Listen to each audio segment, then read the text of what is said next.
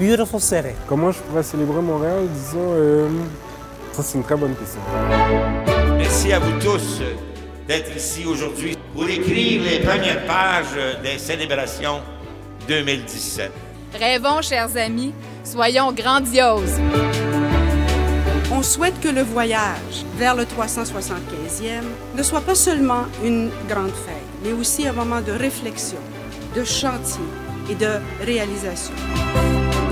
Imaginez Montréal en 2017, caresser pour elle les rêves les plus fous, la propulser toujours plus haut, toujours plus loin, sans réserve et sans limite.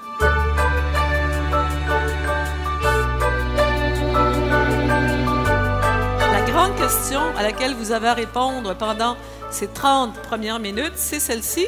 Comment enrichir ces thématiques-là? Voilà, bonne discussion.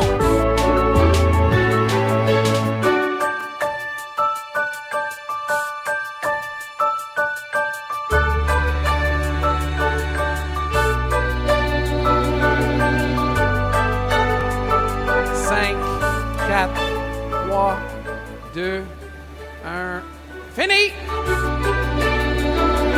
Raconter son histoire d'une façon ludique, d'une façon interactive. Borne interactive, évidemment, qui pourrait consulter la population. Engager les entreprises dans une communication. Permettre des échanges entre les identités fortes de ces différents quartiers. Que le thème de l'eau et du fleuve était porteur de tous les autres thèmes. Une chanson qui, comme dans l'Expo 67, pourrait être traduite dans plusieurs autres langues. On en fait une grande œuvre collective. Occupons les berges, occupons les îles et aussi occupons-nous de ces lieux. Accessibilité et aménagement au niveau de l'ensemble des berges de l'île de Montréal. Faire un long métrage, par exemple, sur l'évolution de la ville. Les 3 O, c'est vélo, canot, eau. On a la semaine italienne, mais pourquoi ne pas avoir la semaine ukrainienne, cambodgienne, etc.